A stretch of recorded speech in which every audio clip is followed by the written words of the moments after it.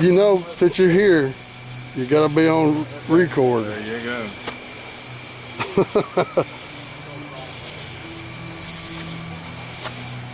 I'll break out my gimbal tomorrow. Yeah, I know it's one of those. Get that thumb.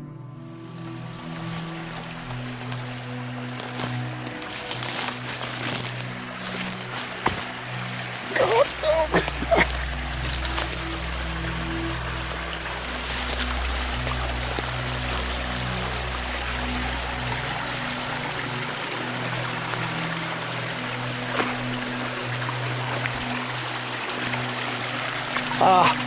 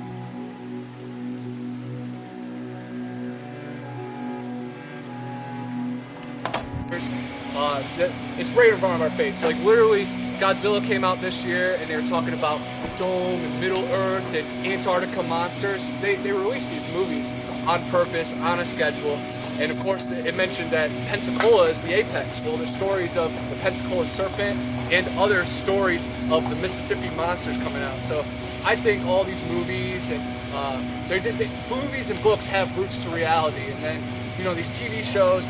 They're running around, hooting and hollering. I have friends that found DNA on multiple occasions, and we got these shows saying nothing's ever been discovered. So, like old Bear's Den saying, we're on the ground, we're here. I don't see any of them even making a sniff for any of these conferences or get-togethers. So it starts with us, and we have to have that attitude. I'm not looking to Meldrum and these other people for answers. I definitely support, of course, but we are equal. We are equal to them, and the Sasquatch people definitely know they can read live. So keep it good in your heart. Don't follow any disembodied voices. Missing 401 is clearly a thing.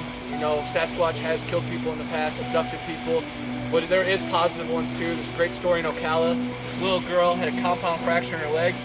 She was gonna bleed out, probably die. This orangutan lady dropped her off at the camp, and all the counselors had no explanation. She wasn't there, and then she's there, and she clearly couldn't walk. So there's mysteries that surround us. We spell words, we write in cursive, we leave our tooth under the pillow for the tooth fairy. We tell fairy tales like the Fae, gremlins, aliens, but aliens are extraterrestrials. They're not coming from light years away. They're coming from extra terra, extra land, all the other continents, 400 miles away. I suggest everybody look at like Admiral Byrd. He won the Medal of Honor. He found lands beyond the poles, full of luscious jungles. So there's other continents in this world, and mud fossils used to exist, and all the Bible stories were true.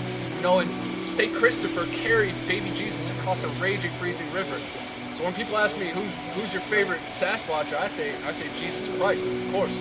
And then you look at Cain, the marked one. Joseph Smith found Cain in the 1800s and started a dang religion about it, the Mormon religion. The golden tablets, and in the Minerva monster, he's going after the French gold. So I think there's something to do with these precious gems, these sacred creatures, and it's stained soil, of course. And I'm just trying to be the spear and the loud mouth. You know, it's nice to be in here in person, of course, because on the web everything gets twisted and turned, but we're here on the ground and we're trying to follow our soul, represent God and the Creator. And I'm trying to find the bridge to the Creator, and that's what my whole thing is. And I take this very serious, and I do a lot of research, and of course a lot of the area gets gray because that's how it has to, because Native Americans, they were doing psychedelics and touching God in the sky. So the only way I can get close to that is tapping into that frequency. So I'm definitely outside the norm, but there has to be a few of us in that crew to push things forward. So I definitely appreciate you guys even supporting and hearing me out. But it's what I do, y'all do. What y'all do, I do. It's brotherhood and community. And I got time for the community. I don't have time for these gatekeepers, trying to divide and conquer, man. I got nothing for it. So it's nice to share these kind of nights and these kind of experiences. And then, I'm looking for cryptic creatures, but I find cool friends. So it's all about the journey, guys. And I'm very grateful, and just everything happens for a reason. Thanks for hosting, guys. And not canceling.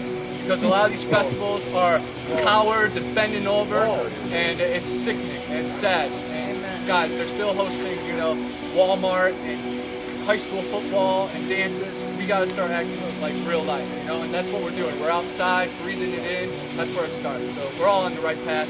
Keep pushing forward, guys. You got a loud mouth on your team.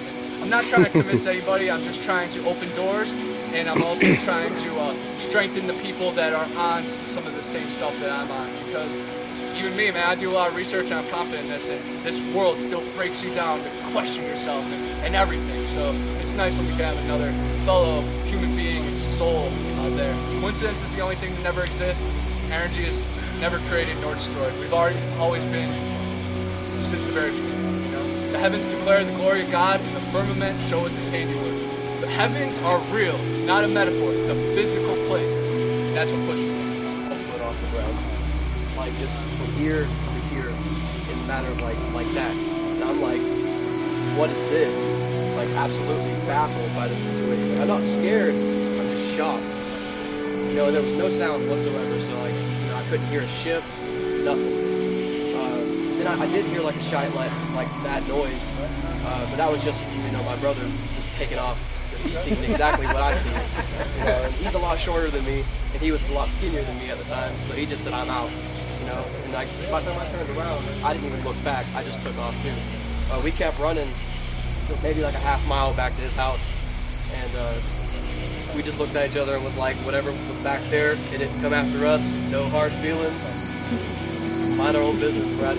So basically, his attitude was, the only thing I gotta do is outrun you. Yeah. Keep from this thing getting me. Yeah, he didn't give me a warning or nothing. I was just like, oh, he's gone. Hey, that happens. Everybody. You see something like that in an area like that where it's dark and you can't tell what kind of form you're looking at. It does scare you to death. Yeah, he knows my brother Cameron. He's a scaredy cat, man. He'll turn and run. Which I didn't know what to think. I was like, he's not trying to attack us or nothing, so.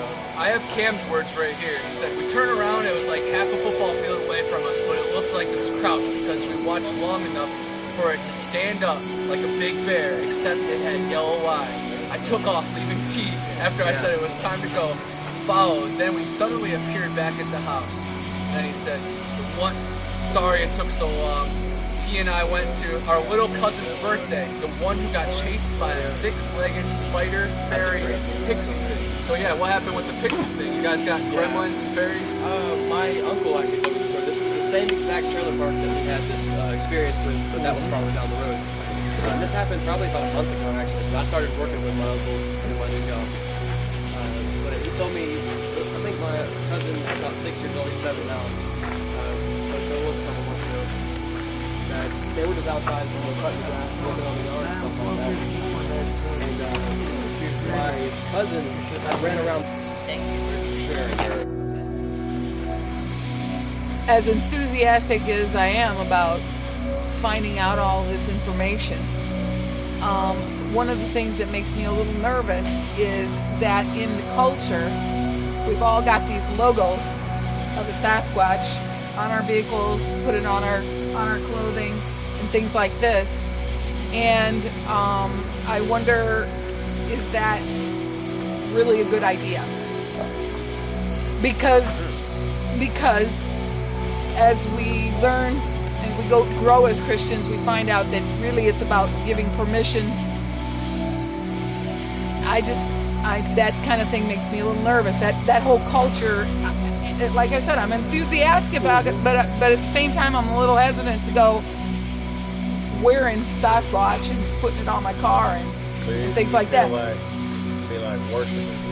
I think that anytime that you're looking at something that's of a dark nature, that we all too frequently, every single day, have given these things permission to come into our lives every day. Right. And are we creating a problem here with that? Well, there's a fine line Okay. between what the Holy Bible says. And if you notice, I don't call it the Bible, it's the Holy Bible, because it's God's Word. There's a fine line you can walk and still be a Christian child of Christ. Where some people step across that line, even though they're Christian, they start getting into it and they start going to the part as far as they gotta constantly go out and look for Bigfoot. They gotta constantly go every weekend. They gotta constantly find out what's drawing the Bigfoot to that area. They gotta find out everything they can. If you step on that side of that line, and the line is, you're interested in it, yeah, you might have, take my truck for instance. The back of my truck is a logo for my channel. There is a Bigfoot on the left side of my back glass and one on the right side. But there's a fine line I walk. They're not my God. I don't have to know about them. I've seen one when I was 16, and as far as I'm concerned, it could have stopped then. But then I went out and I was interested in them. But they're not an idol to me. And when I say an idol, it means anything that you put before God. God is number one. Number two in my life are my children. Number three, and according to my wife, she shouldn't be number three in my life. I'm supposed to be number three. It's not the way it works. My wife is number three. The rest of my family is number four. I'm dead last. God comes first. My family comes second. And I come last. Bigfoot, he's about 100 on the list. So we have to be careful about idling. Right. I think that's fair. I would say, I get what you're trying to say about idling and everything. Right. And I understand what he's saying. But like it's me, I have, like you, same thing as God's always ahead of the kingdom. Right. I don't look at Bigfoot as any type of God. More likely probably like disagreeing with bear. I don't think they're anything like an angel. I think they're a creature from God that's created. And that's just, we all have our opinions. And I think he created because you've got your rogues that will attack you. You've got ones that will stay away. You've got stories where they've protected. And like what happened here, I believe when I went over to my friend and they had to leave, and she had, sightings of dogmen pups. that Bigfoot was supposedly watching. And then we had the tree that fell when Wayne was over there. We had the tree that got pushed over, and my friends never heard that before. And Janice was with us over there. To me, when it happened here, when they was gone, we had paranormal. We had paranormal happening. We had possible dog man. And these things were, I believe they were trying to tell us, because usually, Wayne will tell you, I'll stand my ground. I'm not going to run from you. I'm not going to be scared of you. I'm going to be scared of somebody that's going to die. I'm not scared of you. Yeah, you can probably kill me, but I'm going to stand my ground. And that night, man, I got the crazy feeling that something telling me going, this need to go. And even Wayne was walking back. So I guess we need to go, man, because something's just telling us to go. And I believe it was, to me, I think it was Bigfoot. I think they were here, and they were protecting us from something evil. If something happened, I don't know what might have triggered it. If it was Janice, something triggered something. And to idle Bigfoot, I mean, yeah, I want to go out here. I want to find one. Yes, it's exciting. But also in the back of my mind, I know who's watching. Is, as they say, big brother's up there watching. Not God, I'm talking about the government. Well, that too. We get a body, we say something, you're going to get a knock on the door. It's just, they don't want people to know that. And that's why, like he said, we're feet on the ground. We're the ones doing it. But we're also getting targeted too. Just like anything else. We fight like UFOs. You see how now that the government has, where they popped out these videos of something in the sky. The military called it, and now the Pentagon's like, oh yes, that's an unidentified flying object. They're coming out with this. Why don't you come out with everything else that we already know about? Roswell, UFO that was down there. The idle Bigfoot, no. Some people might take obsession to it, but having it on there is an exciting thing for us. It'd be just like us. Well, I definitely see how it identifies. Right. And I see somebody, I'm like, oh yeah, you know what I mean? They got something on their car. I get that, Mm-hmm. and I think that's important because it is good to know who is a believer. Right. And it's not just Bigfoot. When I come here, I realize that you all are thinking the same things I am, and I'm not talking about just Bigfoot. Mm-hmm. I mean about everything. Yeah.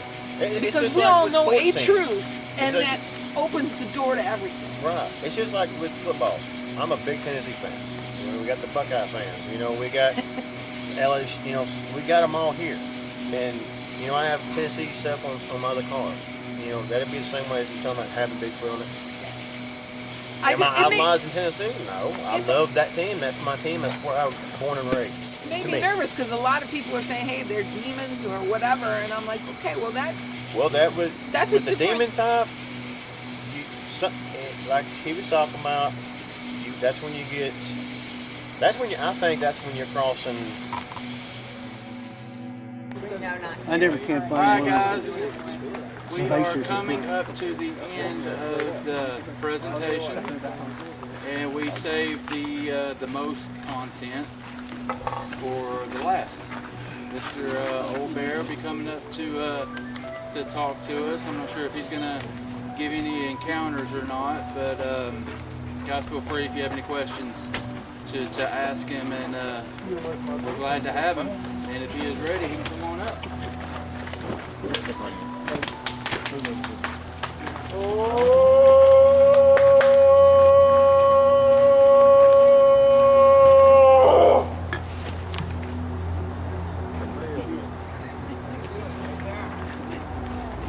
Okay, I know I have to ham it up, guys. It's just me.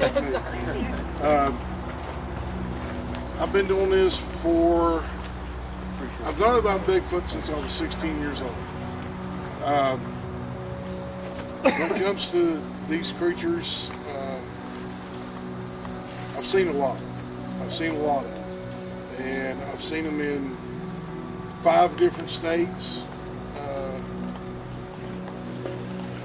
I've been over most of the U.S., seen sign of them in Oregon, Utah, California, Arizona, New Mexico, Texas, Oklahoma, Kansas.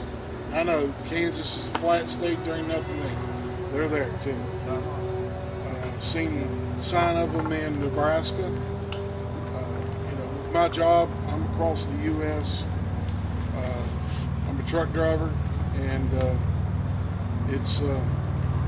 I'm still mesmerized every day that I go out. I'm out in the truck, stuff you can see from the interstate.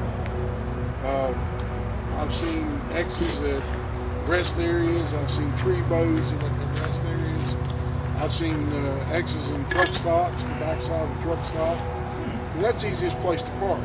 Nobody wants to walk 300 yards to go get a burger. But I do it because, hey, where else you going to find anything? You're not going to find it up front, you're going to find it in the back, where the dumpsters and everything are at. But at age 16, I had no recollection of any type of cryptid in the world. None. The year before that, I had watched the Legend of Boggy Creek on a Saturday night with my dad. Now, my dad is old school and always was. We watched what he wanted to watch at the house, because I had to go up, turn the channel, and move the rabbit ears, and adjust the TV. That's the televisions we had when I was a kid. And we watched this movie on a Saturday night, come on around, I don't know, maybe 8 o'clock, 9 o'clock, something like that on a Saturday night. And we had just finished watching, I think, either Hee-Haw or something like that on a Saturday night. And I talked my dad into watching it. And we watched that movie together. And my mom and my grandmother, all of us lived there at home. It was me, my little brother, my dad, and my mother, and my grandmother, my dad's mom. And they just come in and saw what was on TV, and they just didn't care for it. I think my mother and my grandmother walked out on the front porch and sat out there for about an hour and a half, 45 minutes. And at the end of the movie, I looked at my daddy, because my dad was my hero when I was a kid. And he was still my hero until he passed last year.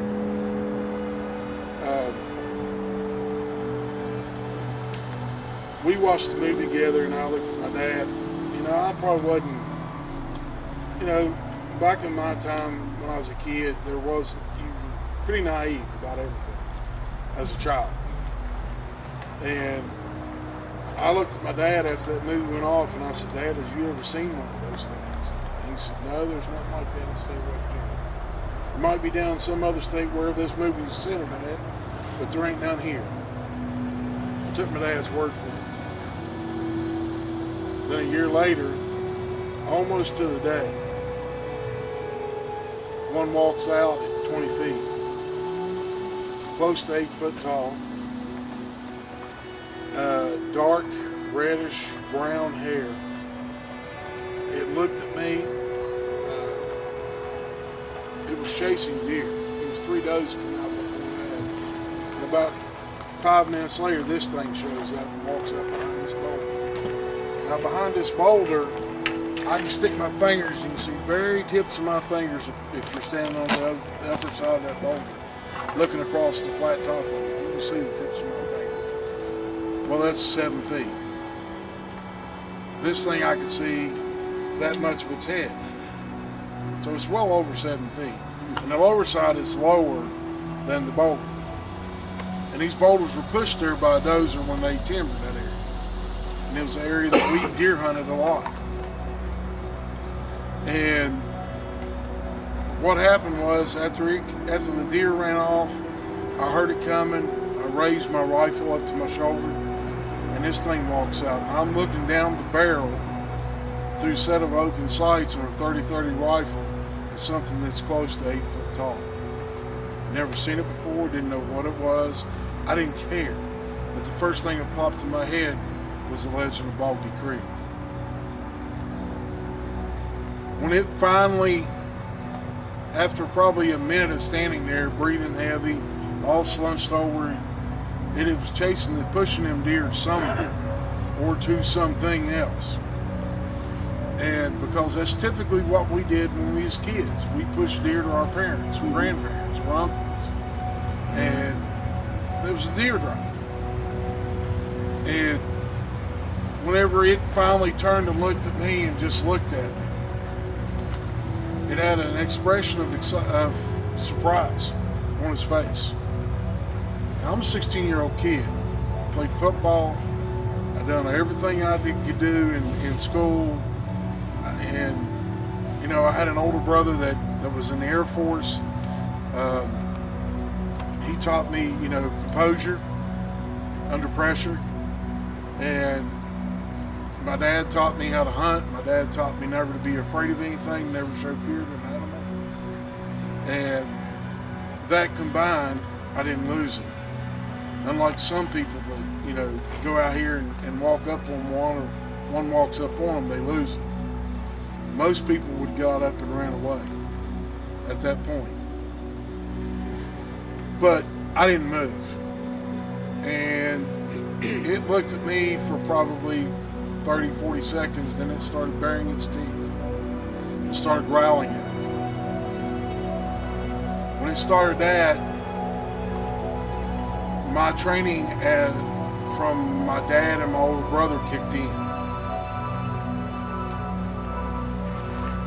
I knew that this thing was angry and upset with me because I was there and was ruining its hunt. So at that point, I pulled the hammer back on that 30-30 rifle. And when I pulled that hammer back, it heard the click. Even though it was growling at me, it was a low guttural growl. It just went like, uh-oh, there's trouble. Or I'm in trouble. Or I'm, you know, this guy's got a gun. I'm sitting there in a blaze orange vest with a blaze orange cap on, a red flannel shirt, and a pair of blue jeans. It was warm, unseasonably warm for December in the state of West Virginia. It was probably in the low 60s. And if any of y'all are from up north, you know, come December, it's cold. It's not fun.